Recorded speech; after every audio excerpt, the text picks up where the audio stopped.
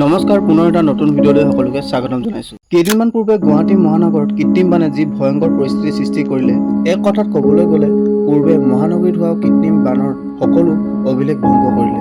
ঘণ্টা ঘণ্টা জোৰা আবদ্ধ হৈ থাকিলে সাধাৰণ জনতা, স্কুল, বাছ, এম্বুলেন্স। অসমৰ মুখ্যমন্ত্ৰী হিমন্ত বিশ্ব শৰ্মাই গুৱাহাটীত হোৱা কৃত্ৰিম বানৰ মুখ্য কাৰণৰূপে দোষাৰোপ কৰিছিল মেঘালয় USTM বিশ্ববিদ্যালয়খনক। মইতো ভাবোঁ যে USTMৰ মালিকে এটা জেহাদেই আৰম্ভ কৰিছে। আমি যিটো লেণ্ড জেহাদ বুলি কওঁ, তেওঁ এটা ফ্লাড জেহাদেই আৰম্ভ কৰিছে অসমৰ ওপৰত।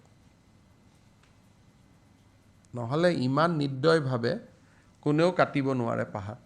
প্ৰকৃতিক ভালপোৱা মানুহে, বিশেষকৈ শিক্ষানুষ্ঠানে ইমান বেয়াকৈ কাটিব নোৱাৰে। এইটো এটা মইতো জেহাদ বুলিয়ে কওঁ এক প্ৰকাৰ। মোক কোনোবাই ভাল পায় বেয়া পায় আৰু উপায় নাই, কিন্তু এইটো এটা ডেলিবাৰেট বুলিও মই বিশ্বাস কৰোঁ।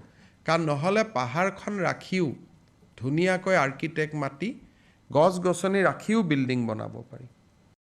মুখ্যমন্ত্ৰীৰ মতে USTM বিশ্ববিদ্যালয়খনে অসমত লেণ্ড জেহাদ, ফ্লাড জেহাদ আৰম্ভ কৰিছে। মুখ্যমন্ত্ৰীৰ এই অভিযোগত এতিয়া ফ্লাড জেহাদক লৈ অসমৰ ৰাজনীতিত তোলপাৰ লাগিছে। শনিবাৰে শিৱসাগৰ বিধায়ক অখিল গগৈয়ে মুখ্যমন্ত্ৰীৰ ফ্লাড জেহাদৰ সত্যাসত্য প্ৰমাণ কৰিবলৈ USTM বিশ্ববিদ্যালয়ত উপস্থিত হয়। বিধায়ক অখিল গগৈয়ে বিশ্ববিদ্যালয়ৰ আচাৰ্য মেহবুবুল হকৰ সৈতে বিদ্যালয়খনৰ পৰিদৰ্শন কৰি মুখ্যমন্ত্ৰীৰ অভিযোগ সম্পূৰ্ণ নস্যাৎ কৰি ৰিপৰ্ট কাৰ্ড দিয়ে। অখিল গগৈৰ মতে মুখ্যমন্ত্ৰীয়ে কোৱাৰ দৰে একো ঘটনা ঘটা নাই ইয়াত। মুখ্যমন্ত্ৰীয়ে যি অভিযোগ কৰিছিল তাৰ এটা দৃশ্যও দেখিবলৈ পোৱা নাই ইয়াত।